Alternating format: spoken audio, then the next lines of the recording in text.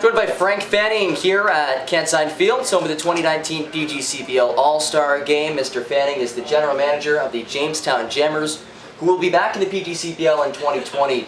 Take me through the process to get the Jammers back into the league. Well, it's a good question. It was a long process, but there was a lot of passion behind it. Basically, what happened, this is an unusual dark year for the city of Jamestown for baseball. We had upwards of 24 owners that were very interested in keeping baseball in the Jamestown community.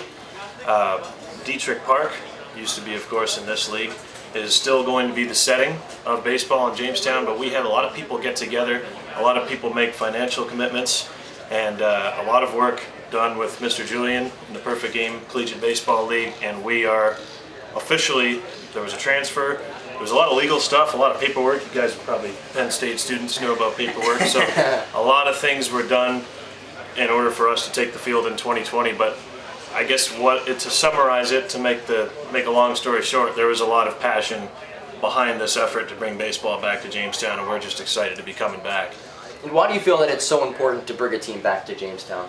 Well, Jamestown had the Penn League in 1939. I've actually got a patch here that's got the 39 on there from the Penn League. There has been baseball in Jamestown forever, for as long as anyone can imagine. There are a lot of great baseball fans there, the Braves, Tigers, Expos, a lot of teams. The Marlins have all had affiliates there, and it's extremely important, not just for sports fans, but for what a baseball team, as you're witnessing here today, what a baseball team can do for a community.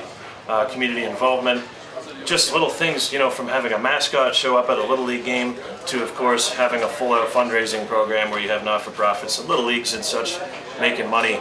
And what you can bring to a community and be an amazing neighbor, I think, is the importance of a baseball team, more than baseball. And you mentioned community. Just how big are the Jammers to the community in Jamestown? Well, they're big enough that when the team was announced to be leaving, we had immediately a lot of people want to save the team. There are a lot of fans of baseball in the community, but also a lot of people that there's a hockey team there, the Rebels. There are a lot of things to do. The National Comedy Center is there. Lucille Ball is from Jamestown, if you guys knew that. I don't know if they teach that at Penn State, but yeah, you know, it's important to have that team. We're extremely involved in the community, always have been. Long-time season ticket holders will be happy to have a team back in Jamestown. We're a part of that community. We're part of the footprint. And then personally for you, what's your journey been to get to where you are now as the GM of the Jamestown Jammers? That's a really good question. I think 6 years ago I had shoulder-length hair.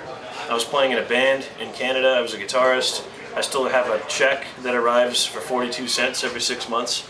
So in like 4 years, I'll be able to get a rap at Tim Hortons, so that'll be good. Music career didn't do anything for me. I was in radio. My father was in baseball for over 60 years. His name was Jim Fanning. I grew up watching the Expos. I grew up around all the guys that that he signed, and Andres Galarraga, Randy Johnson. There are just like a lot of names and a lot of moments in my young life where I was like, man, I would love to be in baseball, but I don't know how to do it. I got out of radio and went to the winter meetings. I had 200 resumes in a bag. At the airport in Toronto, they were like, you don't have a return flight booked, what are you doing? They took me in, I missed a flight, and the long story short is that I did go to the winter meetings in 16. A fellow named Dan Lunetta was very instrumental in me choosing baseball as a career path after my father passed in 2015. And the goal was to try to keep his name in the game, and I did 2 years in Vermont, 2017 and 18, and realized that the business is the one that I know best and feel the most comfortable in, and that's just from a lifetime of being around it. So my journey was everybody has their story, and that's the beauty of the game really, is that everyone has their story of where they got, and I like to think that my story is multi-dimensional with the Canada and the US, and it's fun. It's a good ride, and I'm happy to be in Jamestown. All right, well, we wish you the best of luck with the Jammers, and thank you for joining us, and enjoy the rest of your day here in Saugerties. Thank you guys, and this is absolutely beautiful. It's a beautiful day, and we're so happy to be here. Thank you. Thank you.